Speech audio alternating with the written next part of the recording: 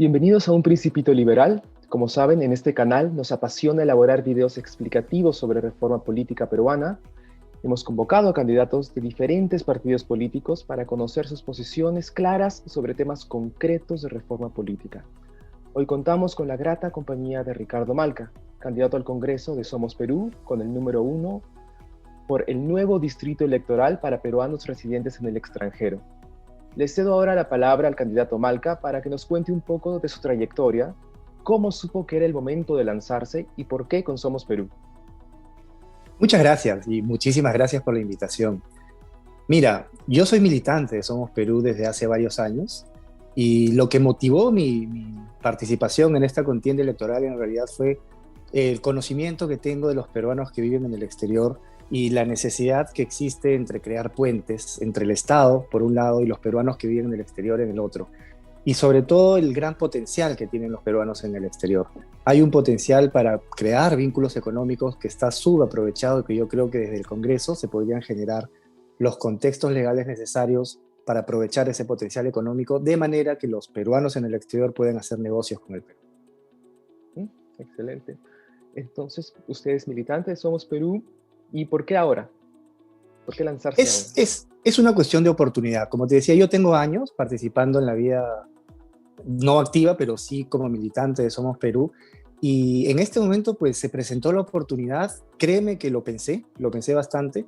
No es fácil meterse en política de manera activa.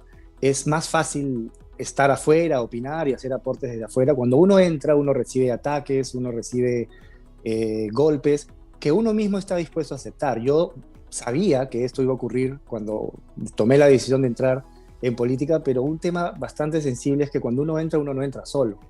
Uno toma la decisión de entrar, pero uno tiene familia, ¿no?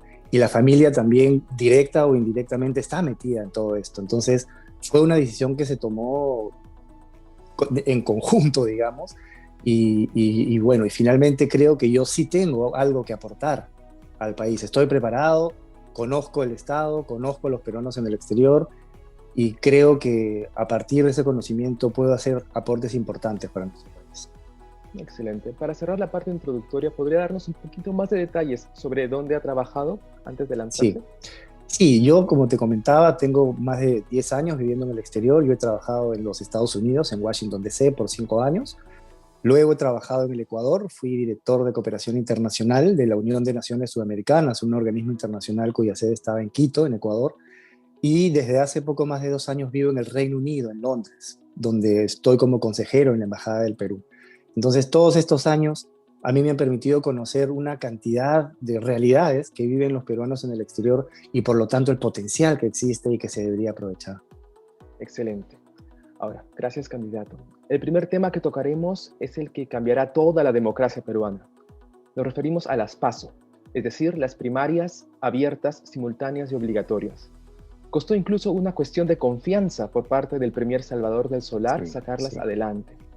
Candidato Malca, ¿ha escuchado anteriormente sobre esta modalidad de democracia interna a aplicarse desde 2022? Sí, claro que sí. Ahora, a los congresistas que salgan electos les toca cuidar eso que se ha aprobado, porque, como sabes bien, siempre se viene postergando, ¿no es cierto? 2016, 2021, 2022, entonces a los congresistas que salgan electos les toca cuidar que efectivamente se cumpla y que se empiece a aplicar a partir del 2022.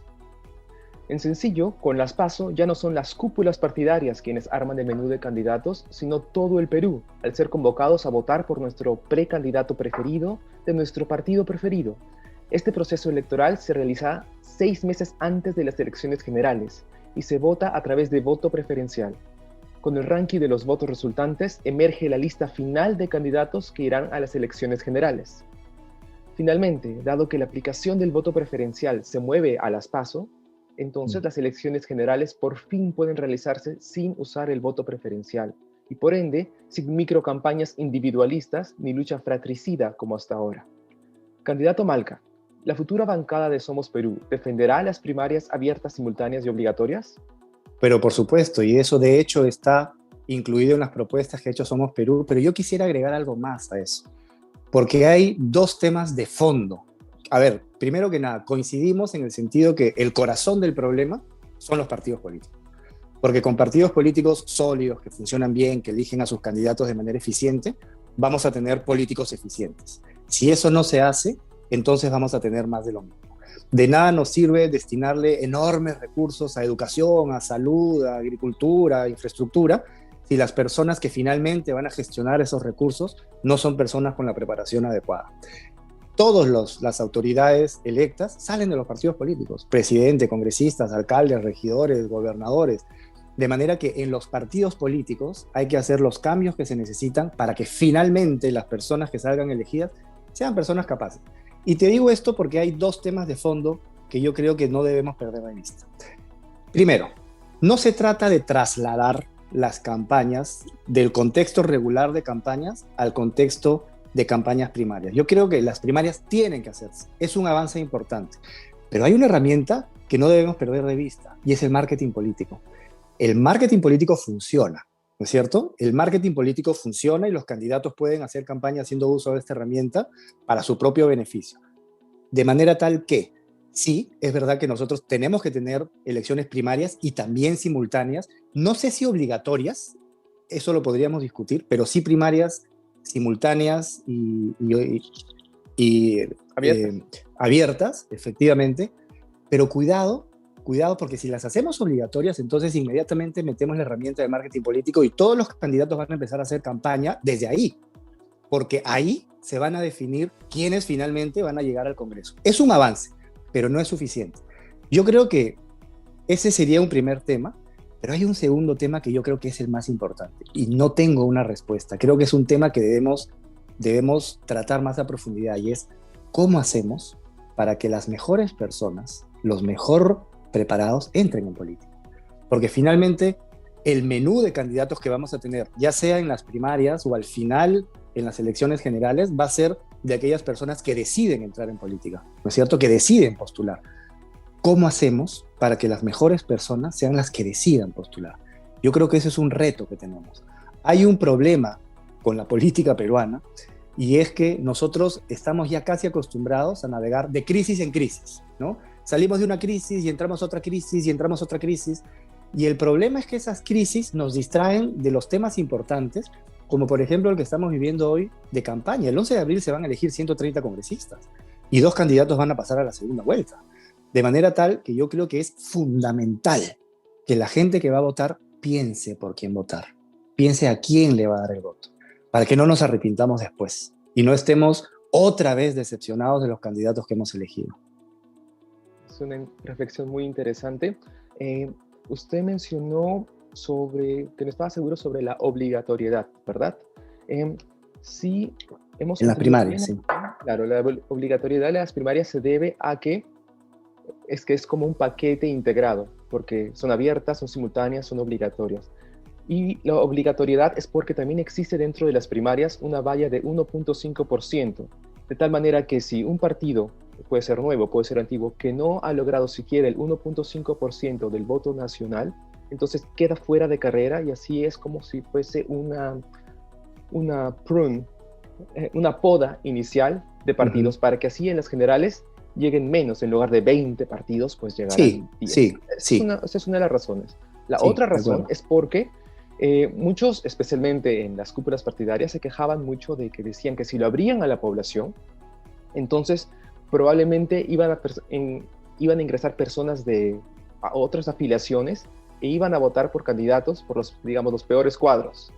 Entonces, lo que decidió la Comisión Tuesta, la Comisión de Alto Nivel para la Reforma Política, es, entonces tienen que ser obligatorias y con valla, para que así, si estas personas, el voto troll, si es que esos van a votar por un opositor, entonces los votos se mueven hacia el opositor y el verdadero partido por el que iban esos trolls ya no pasaría la valla. Entonces es como un montón de factores que se conectan entre sí. Ahora, pero ahí eso lo salvaríamos porque la persona puede votar una sola vez. Es decir, si las elecciones son el mismo día, ese troll solo va a poder votar por un partido. O favorece a su partido o perjudica al otro. Una sola vez, ¿no es cierto? Exacto. Pero ¿por qué digo que es importante reflexionar sobre la obligatoriedad de las elecciones? Yo creo que nosotros debemos caminar hacia tener unas elecciones voluntarias en todo sentido. Vamos a poner dos extremos. Vamos a poner el extremo de Francia. En Francia las elecciones son voluntarias, pero vota más del 85% de la población. Por otro lado, hay países al sur nuestro donde también las votaciones son obligatorias, pero vota menos de la mitad de la gente, ¿no es cierto? Entonces, en principio, yo sí estoy de acuerdo con que en una primera etapa, como es ahora, las elecciones sean obligatorias, pero creo que debemos transitar a una ciudadanía cívica que finalmente resulte en que la gente sea consciente de la importancia de su voto. Porque con su voto van a poner a las autoridades que decidan los destinos del país, que manejen el presupuesto público, que gestionen bien o mal los diferentes sectores de salud, educación, agricultura que tiene nuestro país. En principio, un principio liberal, estoy de acuerdo con el voto voluntario. La pregunta sería una vez que se hace voluntario, probablemente los partidos dirían, entonces no puede haber valla. Y sin valla ya no habría el recorte inicial. Y sin ese recorte inicial ya no habría todo tiene que haber incentivo. Claro, no, tiene que haber valla. Y creo que la valla que se va a aplicar en estas elecciones es importante porque, a ver, nosotros hemos sido testigos de que muchas veces se crean los partidos políticos casi que con las elecciones. Y si el partido gana, dura lo que dura el periodo del mandato, y si el partido no gana, se disuelve, ¿no es cierto? ¿Sería valla del voto válido o del voto del electorado? Porque es muy diferente. Si van a votar del voto solamente yo creo que personas... yo creo que debe ser del voto emitido, ¿no es cierto? Porque el voto puede ser una persona que haga ejercicio de su derecho al sufragio votando nulo, o votando blanco, o votando por un partido, ¿no es cierto?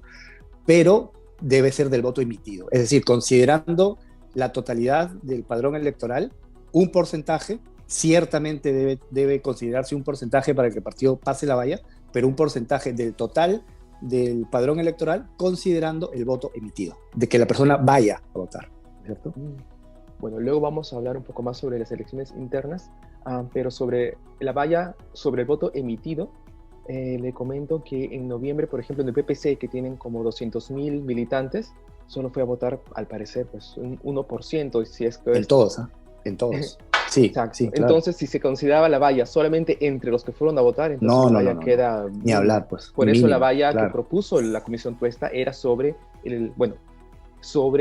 si bien es cierto el voto válido, pero el voto era obligatorio.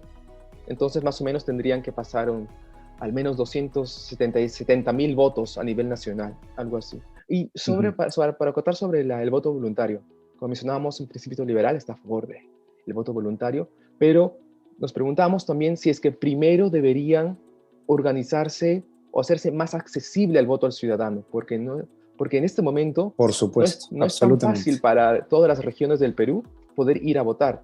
Ni siquiera tenemos voto postal, ni siquiera tenemos voto prematuro, como por ejemplo en Noruega, donde se puede ir a votar incluso antes del día de la elección. Entonces, ¿no sería mejor poner como dicen, poner el caballo antes del coche?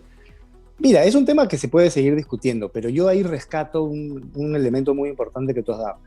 Ojo que si hablamos de elecciones obligatorias, estamos hablando de multa, ¿cierto? Estamos hablando de que la persona que no cumpla con esa obligación de acudir a votar en las primarias va a tener una multa. Y si después no acude a votar en las elecciones regulares, va a tener otra multa, ¿no es cierto? Pero bueno, es un tema que yo creo que es importante discutir. Sin embargo, ahora que comentas el problema de acceso al voto, hay un problema que tienen los peruanos del exterior, porque en el Perú los electores viven por lo general relativamente cerca de sus lugares de votación. Eso no ocurre en el exterior. En el exterior ocurre lo inverso. En el exterior, por lo general, los ciudadanos viven lejos de los lugares de votación, porque son jurisdicciones muy grandes, ¿no es cierto? Y son 1 o 2 lugares de votación para toda la jurisdicción de peruanos que viven en esa área. Entonces, es común que los peruanos que van a votar tengan que manejar muchas horas. Y ya existe la ley para hacer efectivo el voto postal. Solo corresponde a la OMPE que la reglamente. El artículo 239 de la Ley Orgánica de Elecciones contempla ya la posibilidad del voto postal para ciudadanos en el exterior. Y no lo ha querido hacer.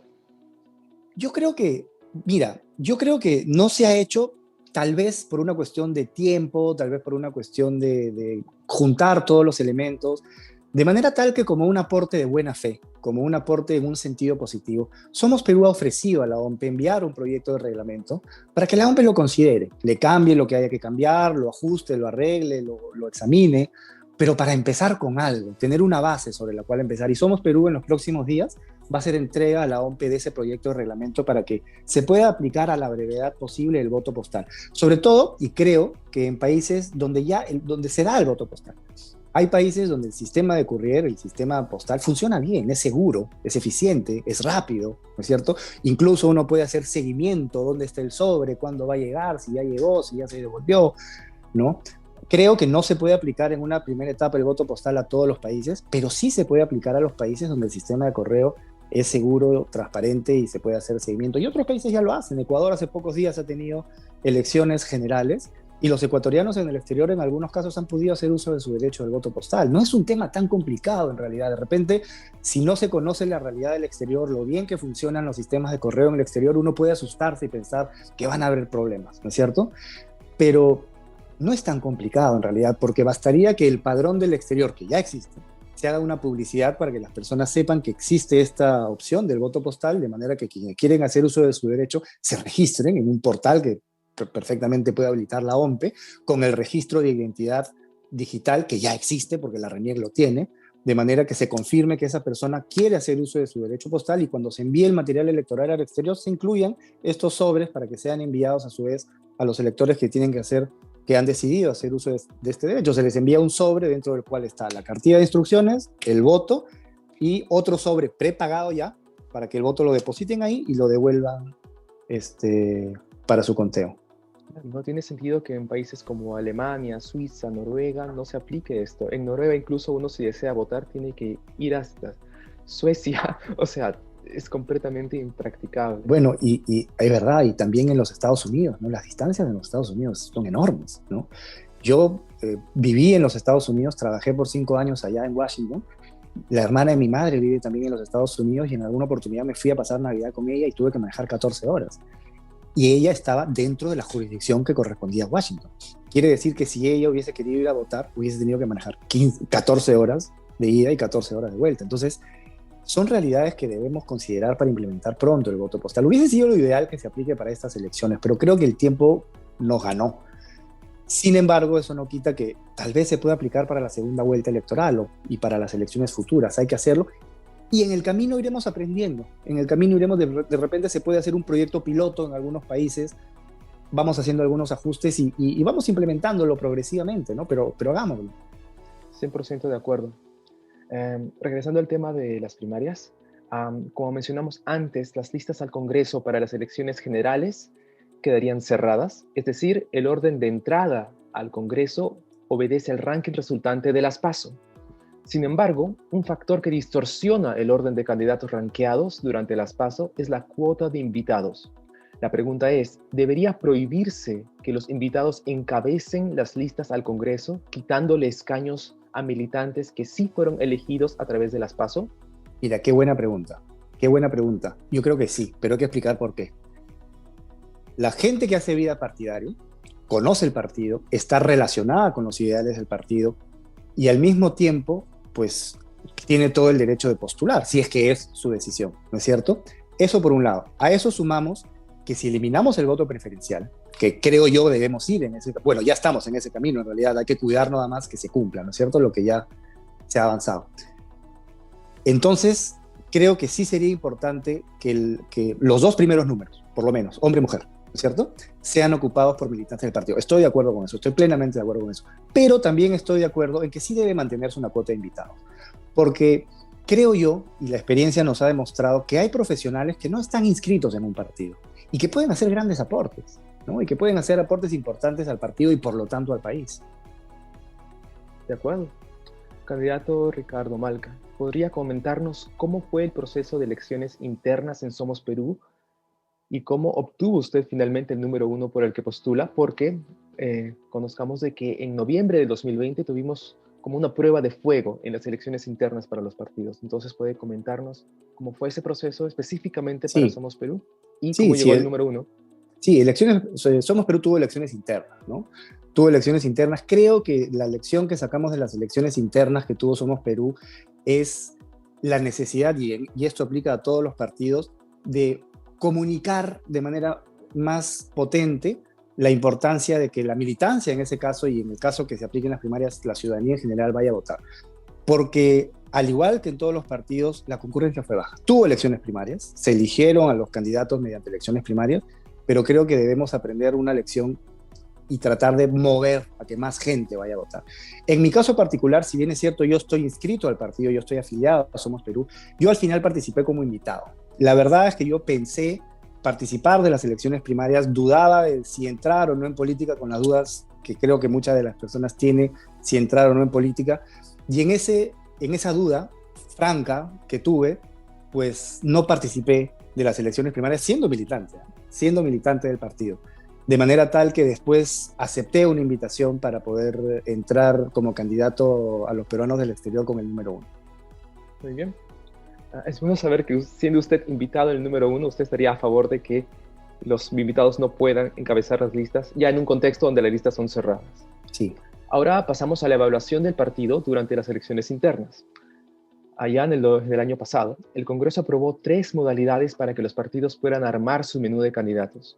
La primera era que las listas las armen los delegados, o sea, las cúpulas. La segunda era que las listas las armen los militantes votando directamente por su correligionario preferido. Y la tercera era que los militantes voten entre listas predefinidas sin opción a rankear candidatos. La pregunta es, ¿por qué un partido democrático como Somos Perú escogió la forma menos democrática de armar el menú de sus elecciones internas al optar por listas con orden preestablecido, con orden inmutable y donde en cada distrito solo había una lista alternativa, o sea, opción A y solamente opción A? Mira, yo no diría que no son democráticas, o sea, son democráticas. Creo que es perfectible y creo que estamos en esa línea y coincidimos en las mejoras que hay que hacer para el futuro, pero fue una forma democrática en la cual hubo una primera etapa donde todas las personas que querían organizar listas para participar de las elecciones internas del partido lo pudieron hacer y de hecho lo hicieron. Y el partido luego tuvo unas elecciones donde se eligieron a los candidatos a la presidencia y a los diferentes candidatos al Congreso, efectivamente, como mencionas, mediante listas, ¿no es cierto? Listas cerradas, es decir, yo elijo este paquete, ¿no es cierto? Así fue. Sin embargo, creo que en todos los distritos de Somos Perú solamente había una sola lista. Y quizá eso explica acá también, y no solo en Somos Perú, sino también en otros partidos, por qué los militantes no acudieron a las urnas, dado que solamente había una sola opción por la cual votar y un solo paquete cerrado y candado, la lista es candado. Entonces, así hubiese votado 2 personas, hubiesen votado todos los militantes, el resultado iba a ser el mismo. Solamente había una fórmula presidencial, solamente había una lista candado para Lima y para todos los demás distritos. Eso explicaría por qué también la baja convocatoria. En contraste, tenemos de que los partidos que sí hicieron listas desbloqueadas donde los militantes podían votar, ahí sí hubo mucha más intervención de los militantes porque sabían que su voto sí iba a tener un efecto en los resultados finales. Es posible, ¿no? Es posible. Ahora, yo a eso sumaría 2 cosas. Una, la importancia de difundir este tipo de elecciones porque, mira, te soy franco, yo incluso para las elecciones primarias conversaba con algunas personas y le decía, oye, ¿qué opinas, no? Y muchas veces incluso no sabían cuándo iban a ser las elecciones, de manera que ahí hay un tema de comunicación que creo que debemos mejorar para informar acerca de las primarias y de la importancia de participar en las elecciones primarias. Pero hay un segundo tema, y yo creo que este es un segundo tema que aplica a Somos Perú. Y una de las razones por las que yo decidí postular es porque Somos Perú, a ver, las personas pasamos, ¿no es cierto? Las instituciones quedan. Hay partidos donde hay una suerte de vacas sagradas, ¿no es cierto? Donde son personajes inamovibles en la autoridad del partido y son los que siempre postulan y siempre toman las decisiones y siempre deciden, ¿no? Y una de las razones por las que yo acepté postular en Somos Perú, porque en Somos Perú eso no ocurre. Hay mucha gente joven en Somos Perú. Somos Perú es un partido que le da oportunidad a la gente para que haga carrera política a la interna. Algunos se quedan, a algunos les va bien, a otros no. Hay algunas personas que de repente, pues por esta entrada de gente joven, eficiente, se ha sentido desplazada, eso ocurre, pero creo que al final el resultado es bueno, porque Somos Perú es un partido muy sólido. Somos Perú es un partido que tiene alrededor de 100 alcaldes a nivel nacional, tiene varios cientos de regidores a nivel nacional, tiene en todas las regiones del país, tiene comités del partido, ¿no? Entonces es un partido sólido. Creo que sí se han cometido algunos errores, pero creo que en democracia se trata de reconocer esos errores para ir mejorando, ¿no? Usted tocó un punto importante de cómo hacemos que las personas se involucren y se lancen incluso como invitados para tener, no como invitados, pero como candidatos para tener un mejor congreso o mejores autoridades. Y probablemente sea con las PASO donde los militantes sentirían que sí tienen una oportunidad de integrar una lista, en lugar de tener que congraciarse con las cúpulas. Entonces quizás Sin ese duda, también sea un pero paso. absolutamente, sin duda, Sí, sin duda, sin duda. Ahora, eso es respecto de los militantes, ¿no es cierto? Ahora, ¿cómo hacemos para que se conviertan en militantes las personas profesionales? ¿No? ¿Cómo hacemos para que los partidos sean atractivos a esas personas que las necesitamos en política? Y sí, sí, yo estoy de acuerdo. Creo que esas elecciones, las PASO, como la menciona, sí sería un atractivo importante. Sí. excelente. Cerrando el tema de las PASO, es pertinente acotar de que a la fecha existe un vacío legal sobre qué proceso de democracia interna se llevaría a cabo luego de una disolución del Congreso. Esperemos que Somos Perú pueda proponer un proyecto para subsanar ellas, porque si se disuelve el Congreso, digamos, en 2 años, no existe ley que No. diga, ok, van a haber paso para esas, porque recordemos que solamente hay un periodo de 4 meses en los que necesariamente tiene que convocarse al Congreso nuevo, Uh-huh. pero no dice nada sobre unas paso, ni siquiera sobre las regulaciones de paridad y todo, porque todo siempre está conectado a elecciones generales en la ley. Entonces, técnicamente existe ese vacío legal. Esperamos que Somos Perú pueda, así como presentar ahora un proyecto, un preproyecto o una alternativa para el voto postal, también puede hacerlo para subsanar este vacío. Ahora pasamos al siguiente tema, el controversial, no, todavía voy a guardar el tema controversial para un poquito más, Okay. pero pasamos a otro tema que también es muy interesante, se llama la renovación por mitades. Uh-huh. Parte de la propuesta integral de la Comisión de Alto Nivel para la Reforma Política, la Comisión Tuesta, era que el Congreso, como en otras democracias, se renueve a mitad del periodo y así el Perú pueda premiar o castigar a los partidos en lugar de tener que esperar 5 largos años para hacerlo. ¿Qué opina Somos Perú sobre una renovación por mitades del Congreso? Mira, es un tema muy sensible. Yo creo que podemos discutirlo. No sé, no tengo una respuesta respecto de si nuestra democracia, la mayoría, pero cuando había reelección de congresistas, la mayoría de congresistas no eran reelectos, ¿no es cierto? Era una pequeña minoría la que sí era reelecta. Y si nosotros en ese contexto tenemos una renovación por mitades, entonces vamos a cambiar de congresista cada 2 años y medio, con todo lo que eso significa, ¿no es cierto?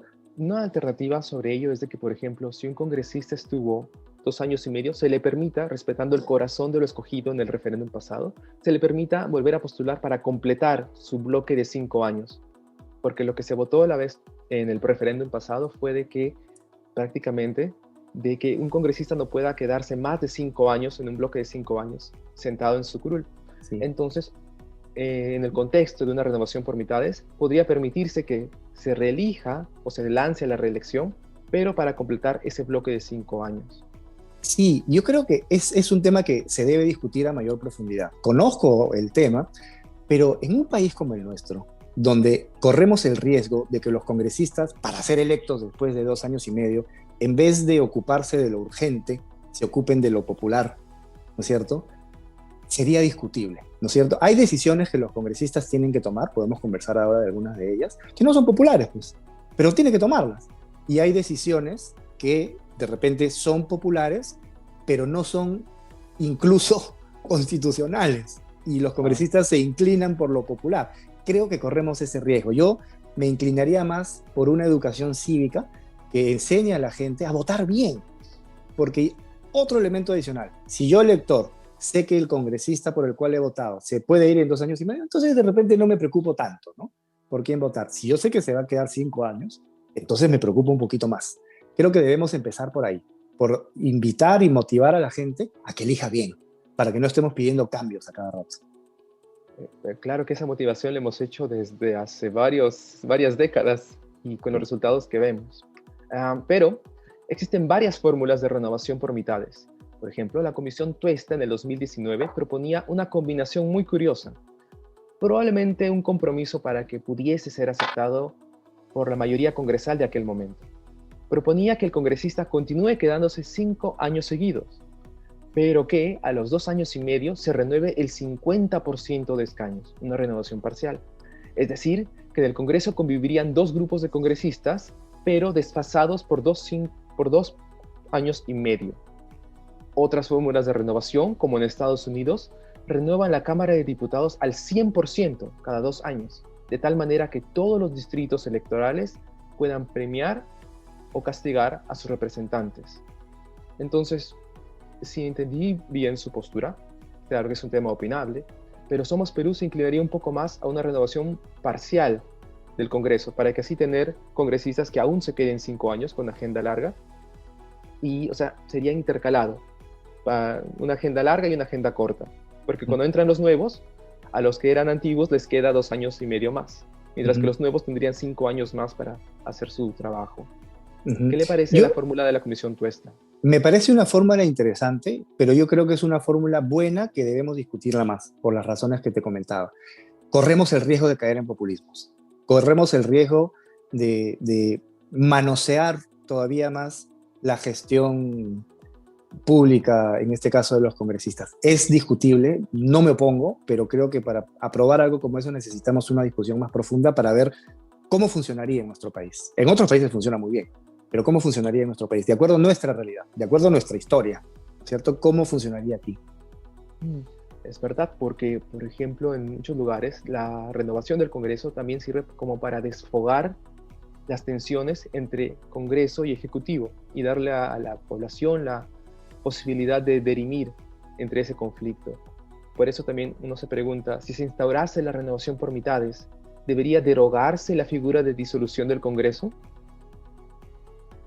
Mira, yo creo que la figura de la disolución del Congreso y también la figura de la vacancia presidencial deben mantenerse, pero deben estar perfectamente bien reguladas. Nosotros hemos visto hace pocos meses una vacancia presidencial un poco extraña, ¿no es cierto? Porque primero se le pregunta al Tribunal Constitucional y el Tribunal Constitucional no se pronuncia porque no ve riesgo.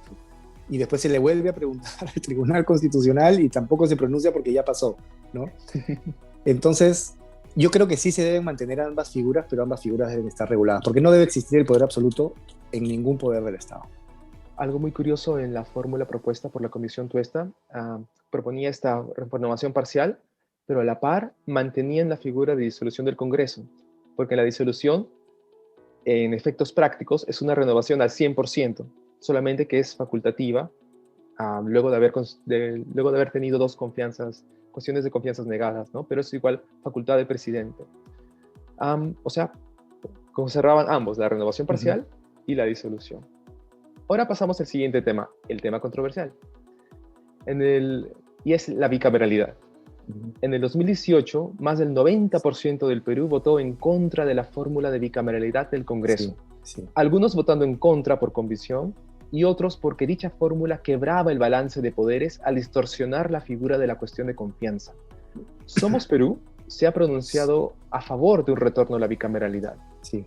La pregunta es, para no ir en contra de lo decidido en el referéndum del 2018, ¿debería una fórmula alternativa de bicameralidad necesariamente ser ratificada por el Perú vía referéndum para legitimarse?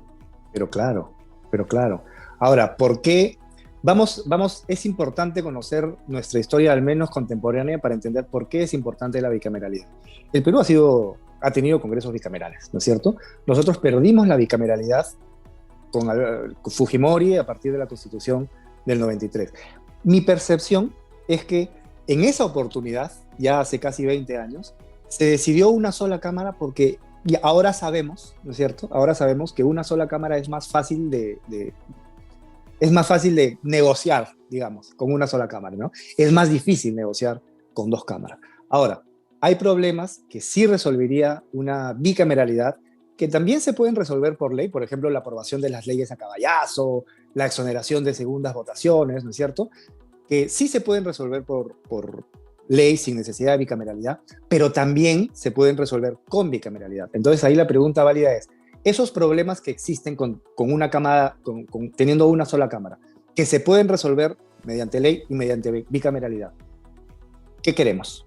¿Cuál de las 2 vías elegimos? Yo creo que es más eficiente la bicameralidad, porque además creo yo que es importante que las personas que ocupen el Senado tengan alguna experiencia, ¿no es cierto? Por ejemplo, una opción es que ya hayan sido congresistas antes, o al menos que hayan sido candidatos, o en fin, que tengan alguna experiencia que resulte en que sea pues efectivamente una cámara de reflexión que tome decisiones en función a los intereses del país, ¿no es cierto? Y que cualquier decisión que se tome en la Cámara Baja que responda a intereses partidarios pues sea bloqueada en esta Cámara de Senadores. un, ¿cómo para usted, por ejemplo, en este momento, el Congreso tiene lo que se llama una magnitud baja? Eso quiere decir que el número de escaños es muy Sí, pequeño es para baja, la sí. cantidad de población que tenemos. Sí. Entonces, Lima está subrepresentado. Entonces, en un posible Senado, ¿debería eso corregirse de tal manera de que el voto sea nacional y ya no por región o por En el distrito Senado, electoral? en el Senado yo creería que sí. Y creo que hay un elemento importante para la discusión, sobre todo en regiones tan grandes como Lima, ¿no es cierto? Hay otros países donde la representación se da por ciudad.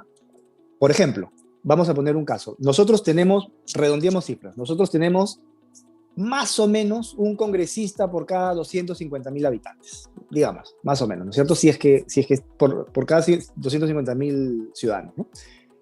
Por lo tanto, si nosotros tenemos una ciudad con 250.000 ciudadanos, debería haber un congresista. Si nosotros tenemos una ciudad con 1 millón de ciudadanos, deberían haber 4. Pero esos 4 podrían representar ciudades adentro de la región, ¿no? Si una región, por ejemplo, tiene 4 provincias, entonces podríamos tener un congresista por cada una de esas 4 provincias. Es un tema para el debate, digo, para perfeccionar la representación, porque representar Lima, wow, a ver, No, claro que sí. La Lima, Comisión Tuesta proponía precisamente quebrar el distrito de Lima en distritos más pequeños, uh-huh, idealmente de alrededor de 5 escaños, porque uh-huh, cuando es un distrito electoral demasiado amplio, entonces se pierde la representatividad así es. entre el elector y el elegido. Uh-huh. Entonces usted estaría, entiendo, a favor de arreglar este problema para tener distritos más pequeños y poder acercar un poco al congresista con Pero su... sin duda, porque además eso ocurre ya en otros países y eso facilita además el diálogo entre el representado y el representante. Si yo Lima, yo me quiero comunicar con mi representante y los otros 10 millones de limeños quieren hacer lo mismo, es materialmente imposible que el congresista pueda responder a todos. Si nosotros hacemos la división que mencionas, va a ser más fácil, va a ser más sencillo ese diálogo necesario que debe haber entre representantes y representados. Um, pero ¿estaría usted a favor de distritos uninominales o, como ahora, plurinominales? Yo creo que, a ver, yo creo que deberían ser distritos uninominales en el sentido de partir la distribución de la representatividad. Es decir, si estamos hablando de Lima, un congresista no que represente a todo Lima, sino que represente a subregiones, digamos, dentro de Lima. Lo menciono porque en otros lugares donde se aplica distritos uninominales, o sea, un solo representante por un distrito electoral, el problema es que cuando se escoge ese representante, gana normalmente simplemente el que tiene la gran mayoría, o la primera minoría, podría decirse, y todos los demás quedan silenciados. Y eso normalmente motiva a que al final la representación se convierta como entre posiciones, las de centro se fragmentan entre sí y ganan los que estaban más a los extremos, y fomenta el bipartidismo. Por eso, Sí. Esa es una de las mayores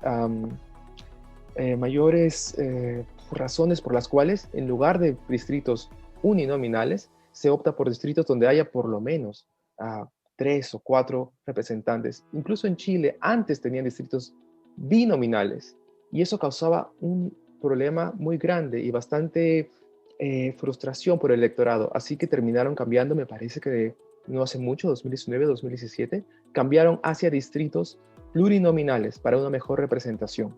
Ahora, pero estamos hablando que esos distritos plurinacionales tienen que ser distribuidos entre la misma cantidad de congresistas que tenemos, ¿no es cierto? Lo que hace un poco más complejo ese esquema. Pero yo creo que sí es un esquema también discutible, ¿no? De lo que se trata es de mejorar la representatividad. De lo que se trata es iniciar un proceso en el cual los mejores entren en política y esos tengan el espacio para poder llegar a ser finalmente candidatos al Congreso, a la presidencia, a las alcaldías, etcétera, y que finalmente compitan en unas elecciones donde la gente piense por quién votar y sean elegidos los mejores. Yo creo que ese es el camino. Ahora, en ese proceso hay una cantidad de aristas en las cuales debemos trabajar que creo que en ese sentido nos queda todavía un largo camino por recorrer, pero no debemos perder de vista el objetivo principal, ¿no? Claro, hay varios detalles técnicos ahí sobre Claro. qué es lo que la academia en el mundo ha descubierto, cuáles son las mejores métodos para repartir la representación en un distrito. Ahora pasamos a otro tema que también tiene un toque controversial, es la nueva constitución. Somos Perú se ha manifestado a favor de que sea una asamblea constituyente la que redacte la nueva constitución y que, idealmente, la elección de los asambleístas se lleve a cabo en octubre del 2022, simultáneamente con las elecciones municipales. Luego de un año, el referéndum ratificador necesitaría lograr un consenso mayor al 70% para ratificarle, en lugar de solo 50%. Eso lo mencionó el candidato Vizcarra a la República el 2 de enero del 2021. Tenemos varias preguntas al respecto. Ahora, dada la importancia de la elección de los miembros de la Asamblea Constituyente, ¿se deberían entonces realizar unas primarias abiertas constituyentes para no caer en los vicios propios del voto preferencial? Pero claro, mira, a ver, si estamos en el camino de la Asamblea Constituyente, los constituyentes van a redactar una nueva constitución. Ojo, de manera que ahí sí no podemos correr riesgos que entre cualquiera, ¿no es cierto? Nuestra norma madre, si es que finalmente se llega a redactar una nueva constitución, tiene que ser redactada por gente muy capaz, ¿no es cierto? Y tenemos que dar todas las seguridades para que finalmente lleguen a ser candidatos a la constituyente, si es que esta se da, sean las personas más preparadas. Y creo que ahí hay un tema importante, ¿no es cierto? Que creo que es importante tratar. Mira, sería una constitución, si es que se llegase a dar, creada en democracia. Nuestras últimas constituciones, la constitución del 93, la constitución del 76, se crearon en contextos de quiebres institucionales, en contexto de golpe, en contexto de quiebres institucionales. Esta sería una constitución que se cree en democracia, decidida por la población y elegida y aprobada por la población. De manera tal que mientras menos riesgos tengamos que esta nueva redacción sea mala, digamos, no podemos corrernos esos riesgos, más posibilidades tenemos de que esa nueva constitución, si es que sea permanente en el tiempo. Excelente. Y creo que eso es fundamental. A mí también me gustó la idea de que para ratificar, o sea, no es que esté de acuerdo de la nueva constitución, pero si se llegase a dar y tuviésemos un proceso constituyente, me gustó la idea de que se necesite un 70% de aprobación en lugar de solamente pasar el 50%, porque eso podría polarizar a la población. Le da legitimidad, es un tema de legitimidad, en realidad.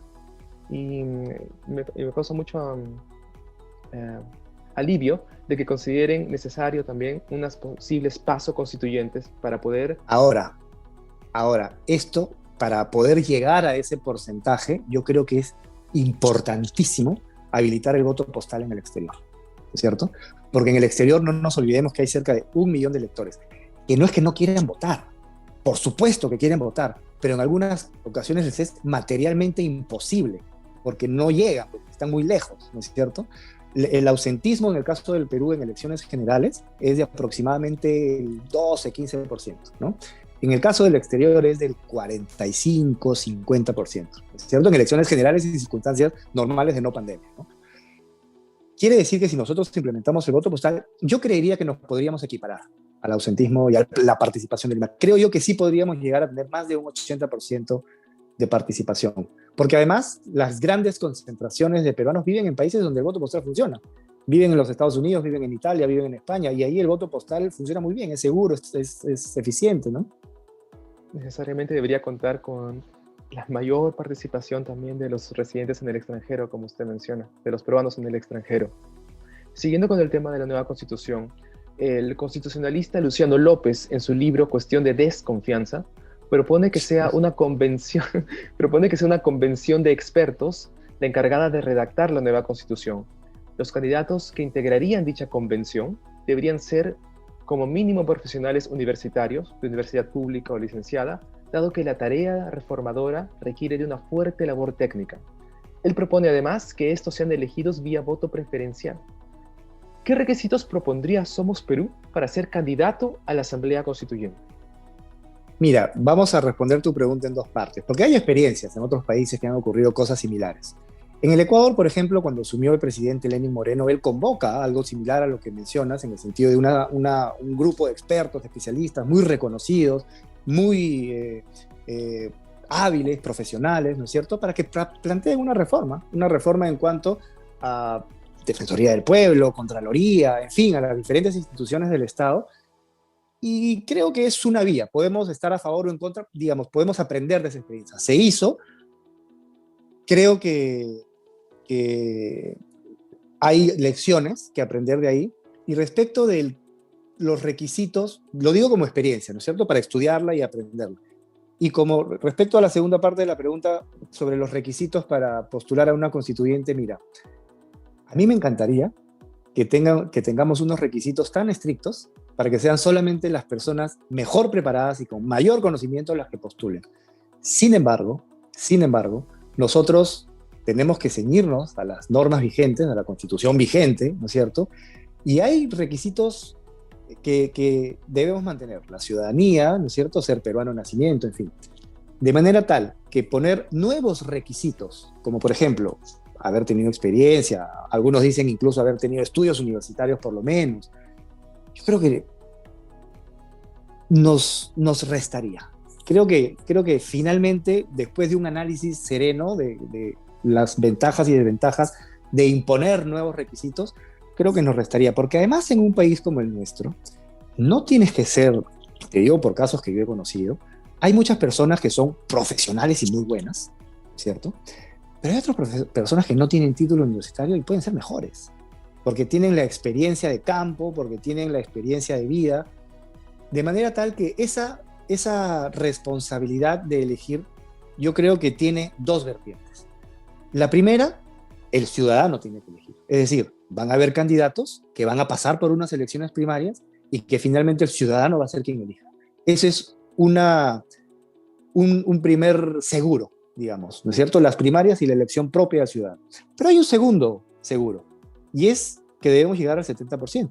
Es decir, no es la mitad más uno, es el 70% de la población la que finalmente debe elegir optar por una nueva constitución, y eso le va a dar legitimidad. De manera tal que tenemos ventajas para elegir a los constituyentes y finalmente ventajas para aprobar eventualmente una nueva constitución. De acuerdo con usted, porque también puede ser de que una persona sea líder de su comunidad, pero no cuente con estudios universitarios. Por supuesto. Una posible vía podría ser de que a esa persona se pueda postular, pero que los asesores sí tengan que pasar por un concurso público de méritos, para que así sean los asesores quienes sean los técnicos y los representantes sí sean esas personas líderes de sus comunidades.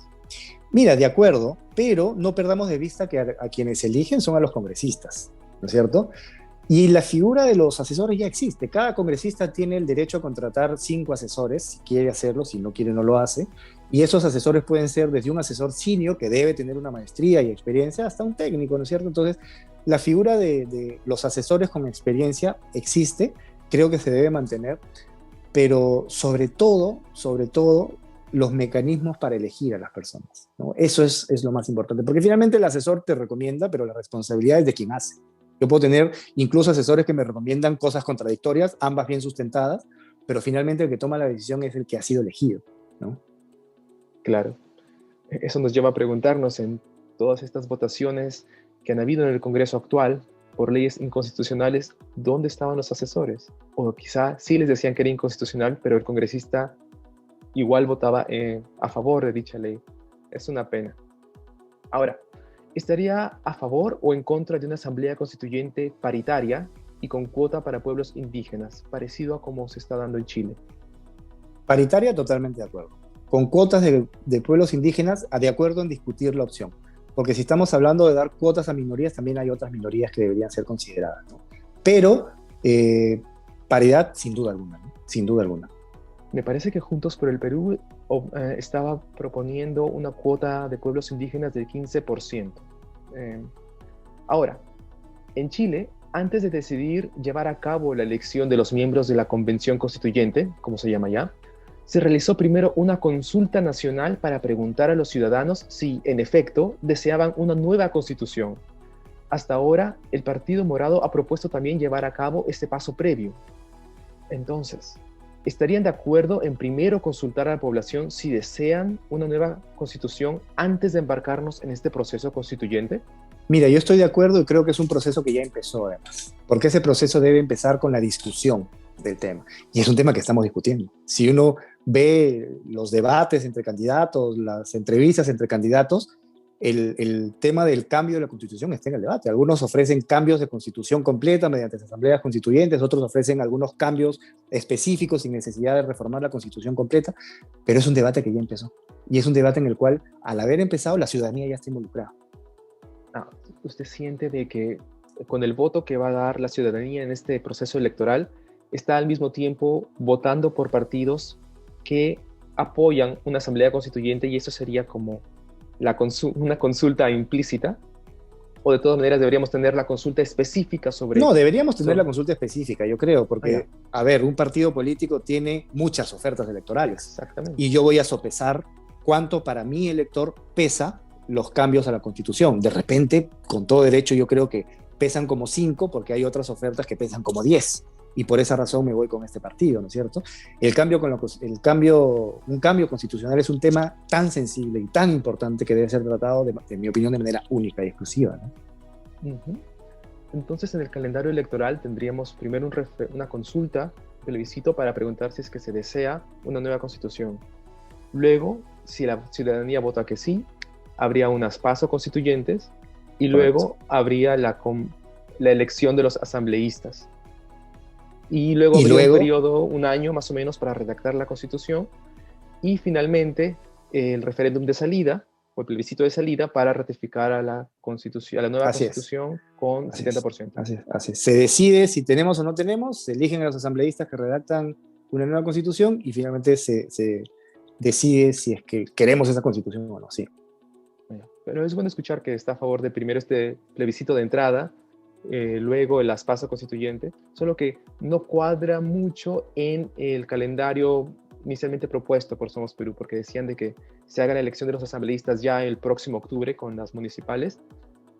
Si bien es cierto, las municipales también van a tener unas primarias, más o menos serán en abril probablemente. Uh -huh. Entonces ahí también podrían ser las primarias constituyentes, las PASO Uh -huh. constituyentes, pero entonces también tendría que realizarse el plebiscito más o menos en diciembre.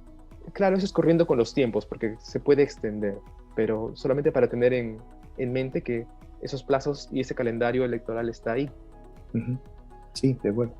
Otro tema, bueno, la siguiente reforma es una reforma sencilla, pero muy potente. Nos referimos a las herramientas de participación ciudadana. La legislación actual permite a los ciudadanos presentar sus propias iniciativas legislativas al Congreso siempre que consigan recolectar 75.000 firmas que apoyen su iniciativa.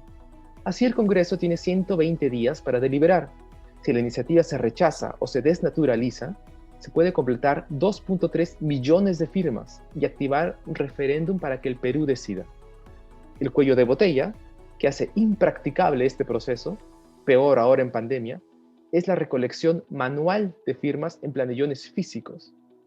En contraste, en Suiza se realizan 3 a 4 referéndums al año y en cada uno se someten alrededor de 3 temas de consulta. Candidato Malca, ¿podría comentarnos cómo otros países facilitan el proceso de recolección de firmas y verificación de estas usando herramientas tecnológicas? Mira, por supuesto que sí, te voy a dar un ejemplo, pero antes quiero darte una posición mía muy clara en el sentido que esta propuesta de incorporar a la ciudadanía y darle las herramientas para que puedan firmar planillones de manera virtual, a distancia, es algo que se tiene que hacer y debe ser de las primeras cosas que se tiene que hacer, porque es de una potencia extraordinaria. Hoy, como bien lo mencionabas, se tienen que firmar planillones en físico y eso es muy difícil, pues. Y sobre todo para los peruanos que viven en el exterior. ¿Cómo los peruanos que viven en el exterior, que están tan dispersos, van a poder firmar planillones en físico? Es muy difícil, estamos casi que discriminándolos a los peruanos que viven en el exterior del ejercicio de este derecho. ¿Cuál es el problema para poder expresar la voluntad que yo expreso firmando un planillón? Hablemos, la firma de un planillón es el equivalente a una expresión de voluntad que yo apoyo esa iniciativa, ¿no es cierto? El problema es la verificación de la identidad, porque yo tengo que efectivamente saber que la persona que firma es quien dice ser y por eso le pido que firme, que ponga su huella digital y de esa manera confirmo que esa persona sí está de acuerdo con apoyar esa iniciativa. Hoy existen mecanismos para exactamente lograr lo mismo, pero de manera virtual. Existen mecanismos, y en el Perú los tiene la RENIEC, para poder hacer verificaciones de identidad de manera virtual. De manera que ya podemos, con la verificación de identidad virtual, hacer que cualquier peruano, desde cualquier parte del mundo, pueda firmar virtualmente un planillón que resulte en una iniciativa ciudadana para que sea discutida por el Congreso o pase al paso siguiente, ¿no? Pero eso es fundamental, es de una importancia increíblemente grande, ¿no? Y sería además incorporar a la ciudadanía en este proceso de control ciudadano y de iniciativa importantísima. Exactamente, porque hay muchos temas que es como pedirle peras al olmo al Congreso, porque a veces le pedimos que reformen precisamente las reglas con las que ellos se beneficiaron. Entonces es casi imposible que un congresista, a veces hay un justo en Sodoma, ¿no? Pero su partido no apoyaría esa iniciativa. Por eso la vía alternativa que nos da la Constitución, pero en la realidad es impracticable, era la iniciativa ciudadana. Entonces, entendemos, se comprometería Somos Perú a Mira, legislar a favor de permitir la recolección de firmas a través de medios absolutamente. digitales. Mira, yo te voy a comentar un poco, y personalmente además, te voy a comentar un poco la potencia de esto, porque nosotros hablamos de iniciativas ciudadanas que son importantes, ¿no es cierto? Pero hay otros temas que también se pueden aplicar con esta expresión de voluntad por vía digital gracias a la verificación de identidad que ya existe en el Perú. Si nosotros vemos al Perú como un país con fortalezas, debilidades, en fin, vamos a tener, vamos a concluir que una de nuestras fortalezas son nuestros recursos naturales, nuestros recursos mineros, nuestros recursos gasíferos, en fin. Y en muchos casos hay conflictos, ¿no es cierto? Y por esos conflictos no se pueden aprovechar de manera sostenida los recursos naturales. ¿Por qué no preguntarle a la gente? Ya existe la ley de consulta previa, ¿no es cierto? ¿Por qué no preguntarle, a ver, en la región X hay un conflicto y vamos a preguntarle a la gente de esa región X, ¿quieres el proyecto o no lo quieres? Si no lo quieren, no se hace, ¿no es cierto? Y si es que sí lo quieren, sí se hace. Y si es que la población se manifiesta a favor, entonces ya no hay pues posibilidad de oponerse porque la población ya votó. Y creo que para esos casos de referéndums, ¿no? En situaciones como las de la consulta a la ciudadanía, también se podría aplicar la expresión de voluntad por vía virtual gracias a este sistema de identificación que ya existe. Ese es un tema bastante interesante, me parece que fue Rosa María Palacios quien lo Sí, propuso. sí, yo lo vi, sí. La consulta previa es, me parece, para pueblos indígenas. Sin embargo, lo que ella proponía es hacer una reforma a la Constitución para agregar ahí, porque si bien es cierto, se puede lanzar un referéndum, pero el referéndum solamente tiene algunas causales. Entonces, Sí. me parece que hace 2 años Acción Popular, que luego fue disuelto, había propuesto hacer un cambio a una reforma a la Constitución en ese punto específico para que se pueda realizar referéndums sobre proyectos, como usted menciona, proyectos que tengan impacto ambiental en una zona determinada. Entonces, completamente de acuerdo con usted, solamente que necesitaría una pequeña reforma constitucional ahí. Sí, y creo que además de esa pequeña reforma abrir un debate, porque por ejemplo, en esos casos también vamos a correr el riesgo de una participación ciudadana baja, puede ser, ¿no es cierto? Que de repente no hay una comunicación adecuada y que en una región de 1 millón de habitantes pues voten 30.000, ¿no es cierto? Entonces ahí cabe preguntarse también, ¿vamos a poner valla? Y Mm. si no se pasa la valla, ¿qué ocurre? ¿Va o no va? Vamos a hacer el voto o la participación obligatoria, vamos a tener multa, entonces creo que es válido también, eh, a ver, profundizar en ese debate para estos casos específicos, que yo creo que se deben dar, yo creo que debemos ir en ese camino, pero hay que debatir porque en el debate van a salir las aristas que después se tienen que ir puliendo. Por supuesto, porque si la convocatoria es bastante baja y se aprueba el proyecto, entonces no tendría mucha legitimidad y Por supuesto. causaría problemas posteriormente. Uh -huh. Un último tema que vamos a tocar es un tema extra, que esto se ha visto mucho en la academia, donde se analizan temas de elección. Y al parecer, en todas las elecciones donde hay un solo ganador, sea por ejemplo municipales, de gobiernos regionales o ahora presidenciales, lo que se ve es que los candidatos de centro se quitan votos entre sí y se Sí, fragmenta el voto. Y eso sí, siempre, siempre, en todas partes del mundo, sí, sí, sí, termina sí, sí. apoyando a los que están más a los extremos primero y luego terminan siendo ellos los que van a la segunda vuelta. Entonces, un cambio que propone la academia es realizar lo que se llama el approval voting. Es decir, en bien sencillo, que las personas, en lugar de votar por un solo candidato, se les permita votar por todos los candidatos que apoyan. Y así cada candidato tiene su porcentaje de apoyo y quienes pasan a la segunda vuelta son los que a nivel nacional o donde se realice la elección son los que tienen realmente el mayor consenso, en lugar de fragmentar el voto entre el centro, que ocurre a Ocurre través todo de el los tiempo. tiempos. Sí, mira, yo creo que es importante discutirlo, pero tenemos que ver también las dos caras de la moneda, porque el ciudadano tiene una responsabilidad cuando elige.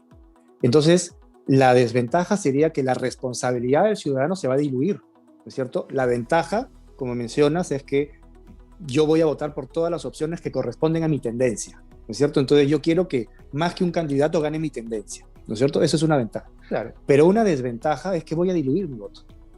Perdón, voy a diluir mi responsabilidad. Finalmente el presidente va a ser uno, ¿no es cierto?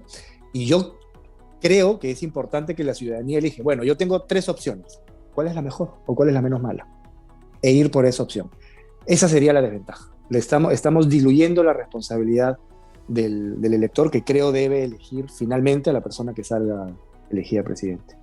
Lo que se hace una semana antes de las elecciones normalmente es el voto estratégico, ¿verdad? Como se sabe que se tiene una sola bala al inicio, entonces uno tiene que ver las encuestas y eso creo probablemente también desanima a bastantes candidatos que sí podrían tener posibilidades a lanzarse, porque saben de que si hay demasiados candidatos, por ejemplo, moderados, entre ellos se parte los posibles votos y el electorado.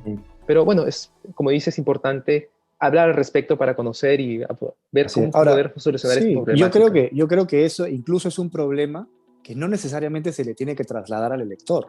Es un problema que se le tiene que trasladar a los partidos, porque son ellos los que finalmente tienen que negociar para llegar a acuerdos que resulten en postulaciones que no fragmenten el voto. Y creo que estamos en el camino, porque ahora en estas elecciones tenemos la valla electoral y van a haber varios partidos que no van a pasar la valla electoral, ¿no es cierto? Entonces el menú se va a achicar y por lo tanto las opciones para las siguientes elecciones van a ser menores.